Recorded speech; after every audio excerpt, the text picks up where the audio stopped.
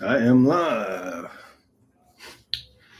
I got to get used to this because it's backwards to me what I'm used to.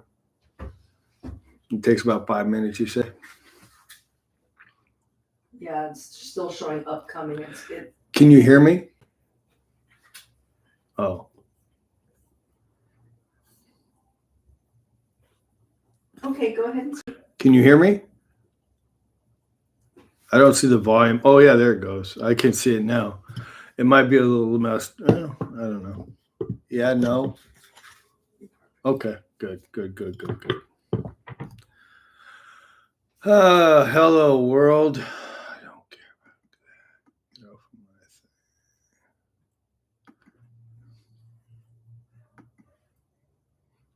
thing. I don't need reactions on. We are live. I'm sitting here in my beautiful office in Long Beach, California, kind of hanging out with all of you. It's a new experience. It's definitely a humbling time to be here with you today.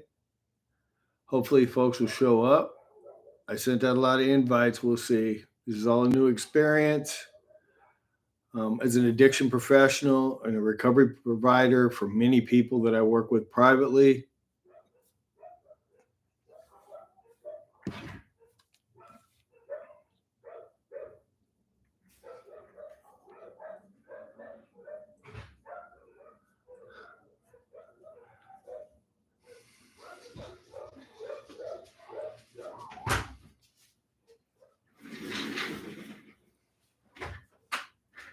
we'll see who shows up in a minute. you can just start talking. Okay? Well, I mean, the most essential piece of any recovery journey is understanding the problem. For many people, they see the problem as the alcohol or the drugs or the external factors such as criminal behavior, loss of job, family dysfunction, sickness, hospitalization, irresponsibility. And for many people, that's just the external signs of an internal problem. And a mental health issue, which addiction is, it's actually a disease of the brain and the capacity that our neural system has been hijacked by our primal, how would I put it, our primal being in the amygdala that cares about three things. It cares about procreation, pleasure, and survival. And everything we do is learned behavior. And I guess the easiest way to say is we're programmable beings. Everything we know, everything we understand, everything we believe comes through experience or teaching or learning or whatever you might want to put a combination thereof. And when we step into that place, oftentimes we're not even aware of what's going on in our lives or why things keep happening because we're living on automatic pilot. We're not even realizing that the problem just might be us. And you don't have to be an alcohol or substance abuse individual to have addiction issues. A lot of people in America have addictions to narratives, to belief systems, racism, prejudice. You're this, you're that, I'm this, I'm that. The differences that separate us, we were all programmed with that stuff. Some of it valid, much of it not so much. And when we can stop and start to look at ourselves differently, to understand our programming and why we do the things we do, change is possible. But for most addicts, when we go into treatment, we don't know what to expect. Maybe you've been there before and it's a little easier. I know when I do interventions, the first thing I ask is, have they ever been in treatment? And oftentimes, if I hear no, I know it's going to be a hard road to get that person to get help because they're afraid, they're scared, they've never done it, they don't know what to expect, and they're going to want to run away. They're going to want to run to the thing that makes them escape, which is alcohol or drugs or some other behavioral addiction. And thank you for the likes, appreciate it. And the thing is that when you find an addict that's in despair, in the dredges of their disease, don't be harsh, be gentle. I know they've probably hurt you, but the only way I can say to get healthy is to show love and compassion at the front end and support to get into treatment. And if you do that well, there'll be a time for healing those wounds and mending those fences that have been trampled upon through their alcohol or substance abuse. It's not really who they are. It's not something that you can easily fix. Alcohol and substance abuse run through our society in a rampant way. We're losing about 100,000 people a year in America to fentanyl. Now, I don't like to throw a lot of drug and alcohol language out there because sometimes YouTube or other platforms might get upset, but I have to be honest to a degree. I don't glorify it, but 106,000 people a year are dying from that opioid substance. That's enough if you can imagine Dallas Cowboys Stadium in Texas, full to the brim, standing room only, and another 26,000 waiting in the parking lot to get in. That's how many die a year from that opioid related product. And I'm glad that our government's stepping up and doing some more enforcement and starting to look at that. But right now, people are dying, people are suffering, people are having a hard time with that substance because, like, I've heard clients in multiple groups say, I've only overdosed 6 times. And it's with awe when I hear that they could even say that. No, they've died 3 times or 6 times or 10 times. They're lucky to be alive because somebody was near them with Narcan or some other thing to bring them back, or they wouldn't be with us right now.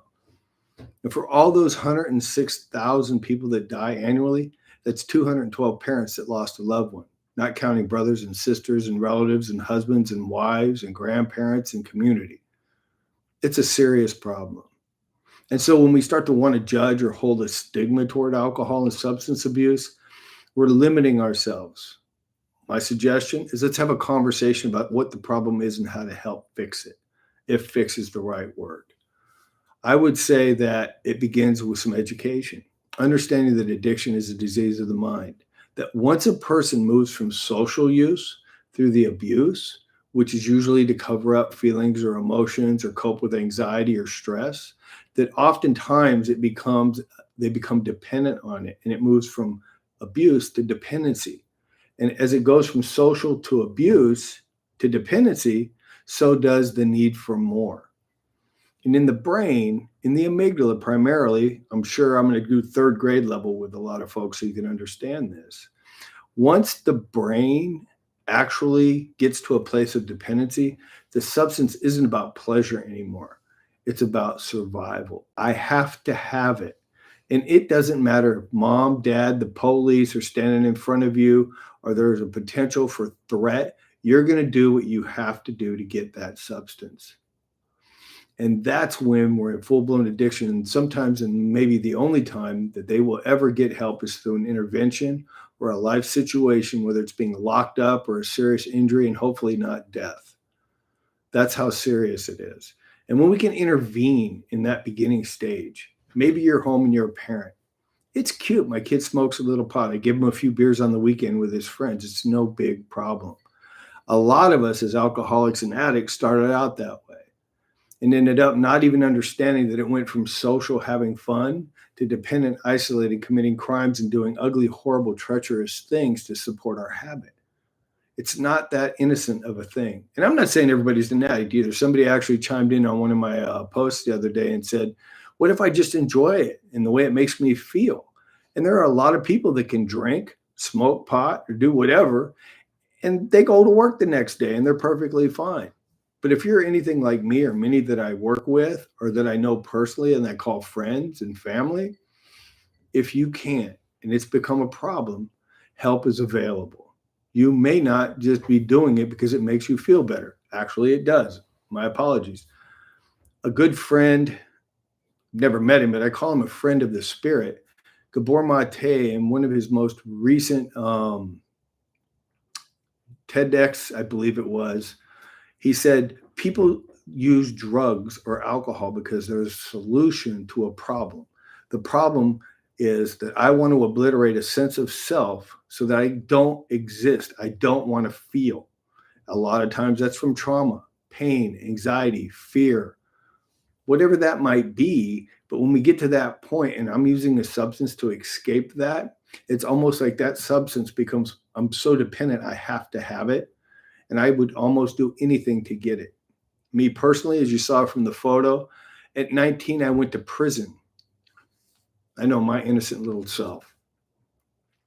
Because I was so strung out on methamphetamine and a lifestyle, and I was afraid, and I was angry, and I was insecure, and I was all of those things, but I wouldn't let you see it.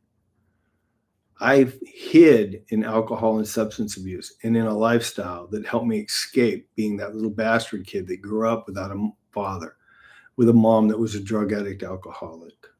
Yeah, that was me. Thank you for the likes, the hearts. I'm new to this. I appreciate you joining in and chiming in. It means a lot to me. If there's any questions or there's anything about alcohol or substance abuse that you might have, feel free to post it in chat and I'll answer them. I hear this is a slow process. We're talking about alcohol and substance abuse, your loved one, your family members, or yourself maybe, and how we can help. And it's a discussion around and about everything related to that. See, a lot of times families don't have support.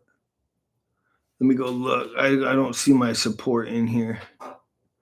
Oh, okay. It's weird, John. God bless you, brother. It's good to see you. It's down here in the corner hiding under this thing. I don't even know how to use this thing yet, but we'll figure it out. Yeah, Richard M., man, my friend John, who chimed in all the way from Arizona. Without Richard M., I wouldn't be here right now. Many men that I know wouldn't be home doing the work I do and helping people the way I help people. I never forget where I come from. Every day I sit in a group or I sit with a client, I remember that was me at one time where I didn't feel hope. I didn't think it worked. I thought I was going to be a drug addict, alcoholic, no good the rest of my life, and that I had no purpose. And one day I met a guy in a room and he told a different story. He talked about pain and hurt of being trapped in this lifestyle that he couldn't possibly get out of, and that he got addicted to it because it became who he was. And my dog wants to get in, so my wife's going to put him back in the house because my mom was messing up. What you saying? Amen. I think that's the beginning of the journey, John. We have to be able to look within and heal ourselves before we can go out and heal others and help others. Absolutely. 100% agree with you, John. Let me see. A couple stories from those early days, because I guess it has to begin at the beginning, like remembering sitting in that chair without hope and hearing another person speak about hope in their lives and how it worked and that it might work for me. That was a special night. I just met a friend of mine, Philip, who was with him that night. And Philip spoke at another meeting last night. I got to see him and hang out with him. And it was an amazing moment because Philip was there when I first found hope and recovery in life. Because again, Philip knew I was this little rapscallion that had no hope. And for whatever reason, I listened that night. Maybe the universe put me in the right place and opened my ears. But my cat's coming in right now. She's Snoopy because I didn't give her gravy yet. If you hear a cat, she's just pissed off because I didn't give her gravy. She's got addiction issues to gravy. Bing Bong's her name. And so that night when Richard spoke about his life journey, he didn't talk a lot about alcohol and drugs. He talked about hurt and pain, and what it created in his life and what that creation did to him, his family, and everybody around him. He became a monster. But he said he found a man who helped him start doing some work, and he changed the direction of his life. And that's why he was there, and that if we wanted it, we could do it too. And it was more of a curiosity thing, and I really appreciate the way he went about it. He talked to us about the 12 steps. He talked to us about therapy. He talked to us about a variety of things in a way that made us grow comfortable with the process and say yes.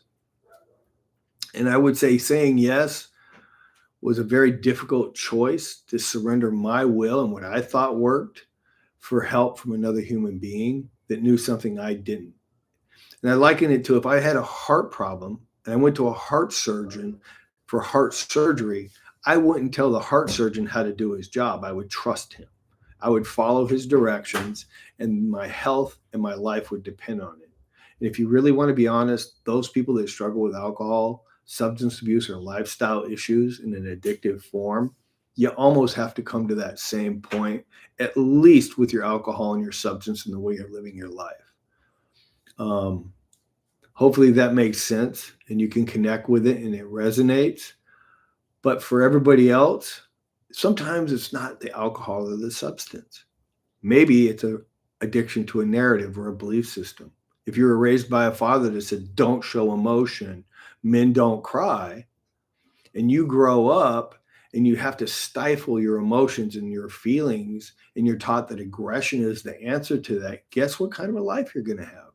You're going to be addicted to a narrative that's unhealthy. It's a lifestyle. Another word for addiction is habit. A habit is something that you practice over and over and over until it becomes second nature. The difference between a habit and an addiction is an addiction has progressive consequences. And if you have progressive consequences because of your narratives, your beliefs, your manners, or alcohol or substance abuse, you too might be an addict and need help.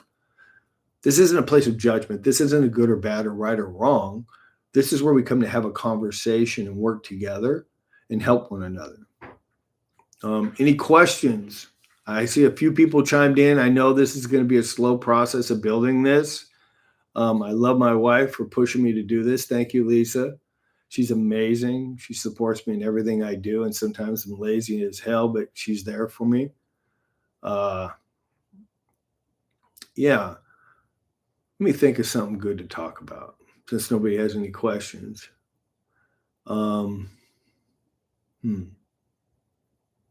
Family.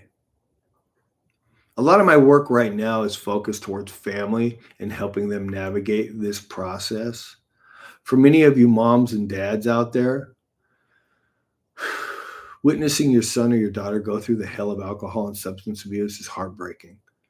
The way they act, the way they think, their harmful behavior, their harmful words, the despair you feel at being hopeless and powerless over the way they're living. I understand. I was that way with my own mother. And the reason I do this work again is to help people like her so that she doesn't have to experience what I put her through, and neither do you. I would say that there's help for the family as well as help for the addict or alcoholic.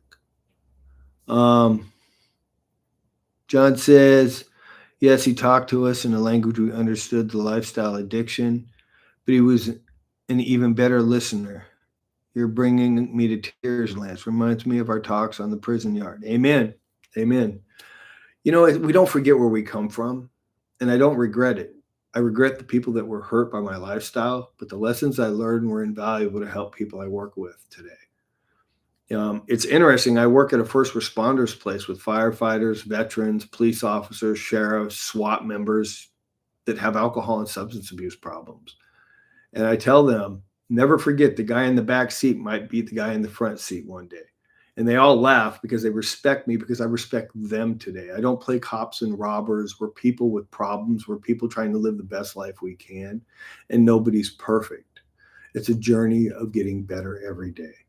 And I remember early in my career, I probably was one of the most antisocial, anti-police, anti-authority people you would have ever met. And now I'm pretty much middle right in that space. I respect what they have to do. I listen to the stories of what those men and women have to see on a day-to-day business, day-to-day life and what they do for a living. There's no way I want to see that. And what they do to deal with that is they drink predominantly because, you know, nobody really tests and most people drink in those fields, or they take, prescribed medication from a therapist and they get problematic behaviors from that begin to impact their lives. So, we're no different, criminals, first responders, police, we're all one happy family of screw ups. I was going to say another word, but I'm trying to be right with my language here today. Couple stories. We talk about surrender. I mentioned surrender at the beginning. And in the early years of my recovery, we would sit around and every night, Richard and a bunch of us would go sit and watch the sunset. Richard had a thing about the sunset and nobody ever asked him any questions. We would just follow him like little ducklings because we were learning how to live and grow our lives. We were like little boys learning how to become men. And one night somebody asked Richard, why do we come over here every night and watch the sunset? And Richard just blankly said, because I want to be reminded every day at the end of the day that I don't make that sun come up or go down and that I'm not God. And I really remember those kind of moments because what he taught us is that it's not about us and that we're servants of the Most High in a sense. We're servants of something much bigger than us, whether it's a cause, whatever you want to call that for you. But for me, it was God. And I don't think that I would be here without that assistance and that support and that encouragement and that care and protection. I know a lot of us wouldn't. John would attest to that. And the gift is we are here. We did listen. We listened to that voice that said help is available. We fought through the moments of wanting to run away and quit. We stayed to our task and we found freedom. And when I say freedom, I'm not talking about freedom out here in the world or freedom like that. I'm talking about that internal freedom, a peace, an integrity, a character that nobody can take from us. And that's a precious, precious gift. Another time talking about God, I used to bitch about what God would do for me, what he didn't do, and all this other stuff. And one day Richard just stopped me in my tracks. He goes, "What is it that God needs to do for you, Lance, that you can't do for yourself?" And it stopped me because I was like, then he chimed in. He goes, "Well, do you want him to make your bed, cook you dinner, do your dishes, do your 4-step for you maybe?" And it really hit home that we're responsible for our actions and we ask God for his care and protection. A lot of people become too dependent on that and rely on that for everything. And I don't think God's a genie in a bottle that's going to come down and take care of all your menial tasks or the responsibilities that you've been given. Whatever's left over that you can't do, that's what you do in your 3rd step or whatever step you want to do in your personal life. And you say, "Okay, God, this is yours. I'm going to continue to do what you put in front of me." And that always has worked well for me. I can't speak for others. Chime in if you're anything like me. But currently, there's a lot of families out there hurting that don't know how to get help for their loved one. One thing I would say is how many of you right now, if you had a heart problem, would call 1-800-HEART surgeon and whoever picked the line up on the other end say, "Yes, I want you to do surgery on me. I'll meet you at the hospital without doing due diligence." Well, today in treatment, there's a lot of shady characters. I'm probably going to be a little controversial right now. There's a lot of shady characters that are preying on families and people that don't know any better. And when you call that 1-800 recovery number or whatever that number is you're calling that you found on Google, you have no idea who's on the other line. You don't know their credibility, you don't know their facility, and you're just going to give them your insurance, the insurance information for your son or daughter, and then ship them off wherever that program says to send them. And you have no idea where that is. And believe me, there's some really terrible places out there. And when your loved one messes up or does something bad and the program kicks them out because for whatever reason it was a terrible program and it might not have been your loved one's fault, who are you going to blame? The program that's professional or your loved one that got kicked out of treatment? And the answer to finding a solution in that space is to call someone such as myself, an addiction recovery specialist, or someone with experience in the addiction field to ask for help and guidance from the very beginning. Don't do this journey alone. That's my biggest piece of advice to anybody. Don't just rely on a 1-800 number that you see on Google or somewhere else. Listen to somebody talk. Listen, go look at my videos. Go listen to what I do and how I speak. If you want references, I'll give you references of people you can call. You can visit with me. It's not that hard. I give a free 10-minute consultation to see if there's something happening. And after that, if you want to do more, well, there's a price for that initial formal consultation to see if a intervention, a pre-intervention, or anything like that is required for your loved one to get the help they need, and also while they're getting the help they need to help you get the help you need. That's my job.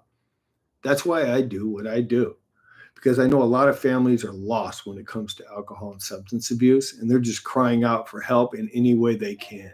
And they don't realize sometimes they're crying down the wrong street. And that's just the truth of that one.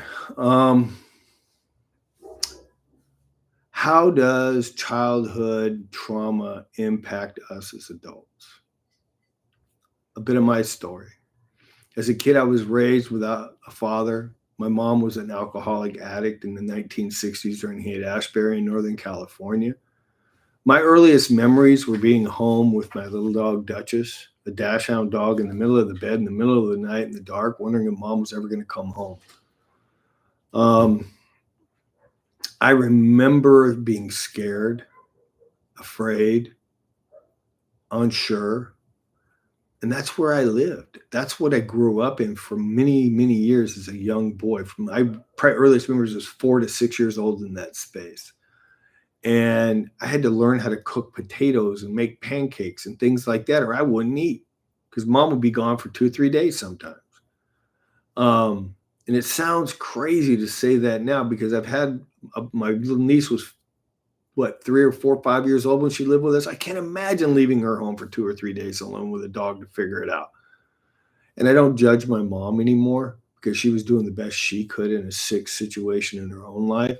But it really messed me up and gave me a very insecure, fear based center of self that I carried over into life in a completely opposite way.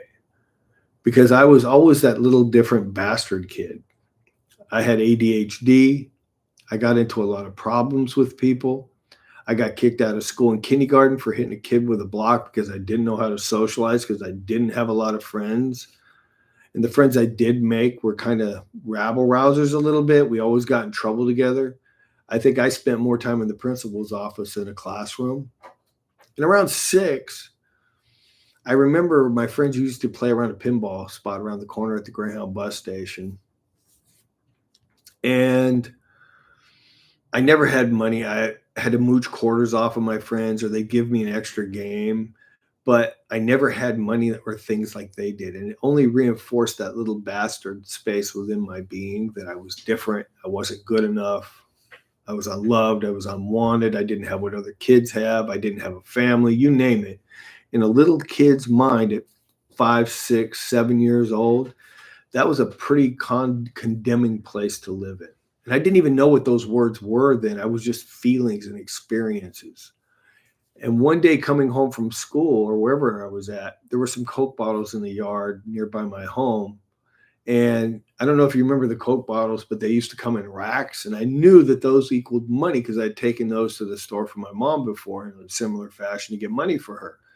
And I wasn't thinking about stealing or anything like that. I just took those Coke bottles because I knew those were quarters. And I went to the store and I had a handful of quarters. Now, I got to tell you, that was the best high of my life. That was the first time I had what other kids had. I had money. I had something other kids had. Ran to the pinball spot, was giving them quarters, was playing 10 pinball games and I was like up here, top of the world. But just like most substances, those quarters were gone relatively quickly. And so was the feeling of being up here like other kids. And it all came back crashing down and I felt different again. But now I knew how to change that. I knew how to change that by stealing. Money made me feel equal. Having what other kids had made me feel like better or equal to or normal. And I fit in. I felt a part of. And from that point to shoplifting, you name it, I was a kleptomaniac. I had to have what other kids had, and then I would do whatever it took to have that because that's how I fit in. And if mom ever asked me where I got the nice shirts or the shoes or anything that I've been shoplifting, I would say, oh, Jimmy's mom or Bob's mom gave it to me. And she'd say, oh, that's nice, and just go back to doing her thing and never question the reality that I was living in or what was going on. And at 9, at an aunt's house in Northern California, how would I put that? My aunt went under the table, under the couch, and pulled out a tray and started rolling a cigarette, lit it, held her breath, passed it to my uncle, who passed it to my mom, who passed it to my cousin, who passed it to me. And somehow that was okay. And up to that point, I had been taught by my mom, regardless of how she was living, that drugs and alcohol were bad. But at this point, smoking marijuana was okay because it was a family thing. And I remember experiencing this relief, this pressure that left when I smoked weed. I choked, I coughed, I went through that initial yuck. But after it came around again and again, I found something that I really liked. And if you're someone like me at that age, 9 years old, that's craving attention and validation and basing your life on your possessions and what people think of you and how you think they think of you, man, I was the top of the world because now I'm a little thief and I got marijuana and everybody loved me. I fit in, I was accepted. And eventually that marijuana and being a little thief led to state prison at 19. That's a long story and a lot happened in there. I don't want to go into too much of that tonight. But what did happen is that in that process, I didn't see the evolution. Just like when we talk about social to abuse to dependency, initially socially, those quarters and that shoplifting and that marijuana helped me fit in and feel comfortable. And I began to abuse it because it gave me a different sense of self that I liked and I could accept and I craved it and I wanted it and I would do whatever it took to keep it. And that tolerance and that abuse increased all the way to dependency where I had to have your friendship. I didn't go to prison for drugs and alcohol. I went to prison because I didn't know how to say no to another human being, or actually multiple human beings, and say, hey, I just want to go home and sleep. You guys are stupid. But I couldn't say that because you and your opinion of me or what I thought you thought of me meant everything, and I would die for that. Ultimately, that was my deepest addiction, was to validation, to being a part of something or some group that gave me a sense of being. And I see that in lives around this country today. I want to be a part of this or a part of that. Instead of people standing up and saying, I'm an individual, I'm a human being. You may not like me. I may not like you. Well, actually, I do. I may not like some of the things you like and vice versa, but we can have a conversation. And I'm not going to walk away being upset that you don't like some of the things I like or vice versa. Hopefully, we can just agree to disagree as long as nobody's being hurt. But in that lifestyle, if you said, hey, that's wrong, I'd have went with you. I'd have joined in. I did whatever you wanted to do to fit in and be a part of. And today I can walk away and say, I'm not part of the craziness and I just want to live a decent life and help other people live decent lives. And if you want to do that, then you're on the same path and let's work together to make that happen.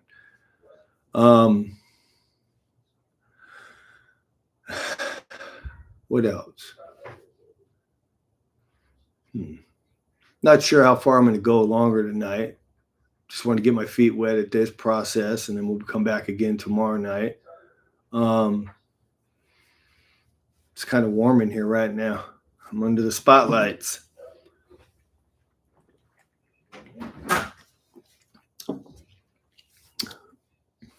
How's life for you down there, John, if you're still chimed in? How you been doing when you coming out to California to visit?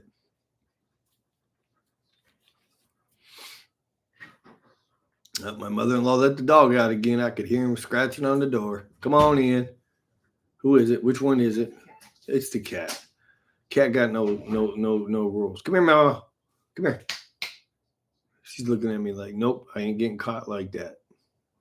Now she's gonna try to pick the door. This is the only cat that I know. I think she's part thief because the door can be locked and she'll go into the bottom and pop it and it'll open for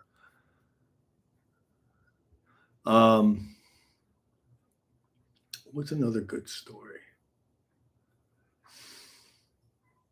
I think I've said a lot tonight. I just kind of want to sit back and listen. Oh, John popped in there with something.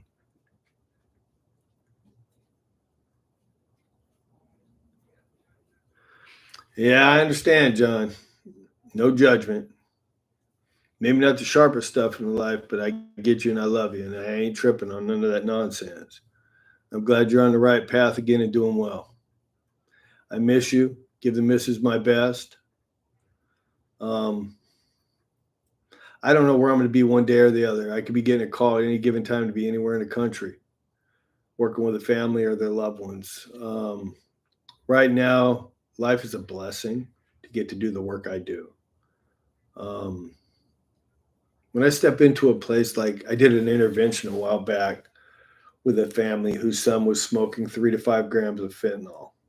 I mean, that's just crazy to even think about. I don't even think science thought that was possible. But the tolerance for that substance can get to that extreme.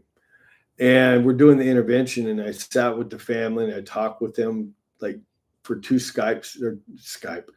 Zoom sessions to set it up. And one of the rules that I say when I do an intervention is you can't come from a place of judgment and wrath. You have to come from a place of compassion, empathy, and a desire for them to rejoin the family and get their life back in a healthy way, that you're there to support them. There'll be time for the alcohol or substance abuse and the problems it caused down the road for those discussions. But for the sake of the intervention, we're inviting a loved one that's struggling with a lot of stuff, back into the family. That's the goal of this process. And we want them to know they're loved, and we're seeing past the ism that they have. And we want them to get help so they can become part of the family again. And so I go into this intervention, and I knew there was the brother, the mom, the ex-girlfriend, and his son, and me. And if everybody there, dad was just pissed off at the way his kid had been living his life. Dad loved him desperately and couldn't help him. And that feeling of powerlessness to a parent when you're watching your kid destroy their lives is overwhelming. And I remember we're about halfway through the intervention, and usually an intervention about 20, 30 minutes of the first 20 or 30 minutes is really dealing with getting them to at least just stop and listen, because they're just like, oh no, oh no, oh no. And you just kind of like calm. You create a setting where they will listen. And in that process of him pushing back and pushing back and pushing back against my invitation to just listen and be a part of, his dad got pissed off and goes, I'm done. And I had to pause and said, nope, Dad, time out. Go sit in the car. I'll get back to you. Right now, that's not a place. We already had that conversation. So dad got up and left, and his son, the person who was struggling with substances, looked at me like I was crazy for dismissing his father like that. But it got his attention, and he stopped. And in that window, his brother looked at him and says, bro, I don't want to see you die. I don't want to miss the life that you are and the brother that you are to me. And I know how close you are to that. Please get help. And he's crying as he's telling his addicted brother this. And it was in that moment you could see the shift. And the kid goes, okay, I'll go, but I can't go tonight. I got to take care of some stuff. And I'm like, I'm trying to manipulate the hell out of it because I don't want this kid out of my sight once he said yes. But he goes, look, I promise I will go. I'll stay at the hotel. I just want to spend the night with my family one last time while they're here. And I will go in the morning when you come. And if anything other than that goes, then I'll go. We'll just do what we got to do. And after a lot of back and forth, I agreed and had him monitored all night by his family. One or another was always checking in on him because that's a high risk situation to let somebody in that status go. And we got him into treatment. And he's doing well now. Him and his family living in the middle America. I got a word that he's doing really well recently. And that's amazing to me because I watched this young man destroy a lot of drugs after he got out of IOP. I went to the location where he had them and watched him destroy them. And they're no longer in what's the word I'm looking for? In distribution. They're gone. And there's probably hundreds of lives that have been saved or have not been impacted by those substances, by the choices he made to get sober and move in a different direction. And I see that all the time. I think you just Lance, does the criminal lifestyle still call to you? It still calls to me and scares the hell out of me. Hey, John, how would I put that? I never forget March 11th of 1993. I never forget what that lifestyle did and took from me. You know, the quick come up would be nice. The allure of money and free stuff and all that nice, funny stuff that we sometimes get caught up in. The shiny, like Schmiegel's ring and Lord of the Rings, that my precious. But how many times have I put that ring on called alcohol, substance abuse, or lifestyle addiction, and it destroyed me? If you're anything like me and you go to Vegas, you know you never win. I sometimes do, but more often than not, Vegas always wins. If you play with the lifestyle, you will lose. Maybe at the beginning, you'll get away with it. Maybe for a while, but you're going to get sloppy. You're going to make a mistake. And then you're going to have to look in the faces of your loved ones and say, I'm sorry again. I'm not willing to pay that price. If there's a compunction, I may entertain it for a hot second because, as you know, if we change a thought, we change an action. I can think a lot of stupid stuff. I don't have to act on it. And if I'm really stressed, I call a friend and I talk about it. I think there's only one way that I would ever even entertain some stuff like that old lifestyle, and it's probably around money and finances. And when I feel myself in an unsettled place, and that lifestyle says, you know how to fix it. You know what I mean? It's real easy. 2 phone calls, big bang, boom, and you pay all your debt off and you're golden and you got money in the bank. But I'm an addict. If I go once, I go again. And then I go again. And then I go again because easy money is just like meth or heroin to me. I like it. And when I start opening that door to it, I don't know how to stop it. And I don't want to look at my wife's face, my son or my nephew or my niece or my sister or the people I work with and lose the integrity that we worked so hard to get back. So there's a whole audience in front of me when I think about doing something stupid. And what I do have is I have friends now that I call. When I'm in those moments where things are tight, let's just say financially, I got a friend, David W. Papa Wolf. And when I'm in stress and man, I'm like, oh my God, the sky's falling. Am I going to make the payments? Is this, and I'm having a panic attack. I call David. And here's what he says every time, verbatim. Do you have money in the bank? Yes. Are your bills paid? Yes. What's the fucking problem? Shut up. I go to work and help somebody. And I'm like, okay. But in my insanity, when I start getting caught up into financial stress, is when my addiction starts kicking in the background and saying, oh my God. And it wants to feed on that and fix that anxiety. And today I fix that anxiety by calling someone that I love and trust and sharing what's going on with me and don't keep it inside here or in here. Worse in here. And so that's kind of what I do with that lifestyle addiction. I know what it takes from people. I remember walking laps with you. I remember when you came home. I remember when you went through struggles and how you felt letting me know you went through it, thinking I was going to be a judgmental little prick. No, I may not like what you did. I may not agree with what you did, putting yourself in the spot like that, but I love you. And I would have did anything to help you not do that and find an alternate path had you called me. You know, the shiny is not always the best. The shiny object is not always the best. So I don't know if that answers it at all, but it scares the hell out of me too. You looked at the picture that I had on this profile. That's insane to me. I look at that 19-year-old kid that was getting ready to do 17 years, 4 months to life. And little did he know he was going to do 27 years. Do I regret it? Nah. I accept it. It's my journey. I don't like the people I hurt. I remember you talking about the people you hurt and never wanting to do that again. This isn't a guilt trip. It just is what it is. And maybe it's something that'll stop you the next time that you're thinking about doing something dumb. There are easier ways to make money. I don't need to live rich and bougie. I just want to be comfortable and have my bills paid. The lifestyle has nothing for me left. And I don't want anything to do with it. I think I'll probably go about another 5 or 10 minutes and chalking it up. But yeah, addiction's a real thing.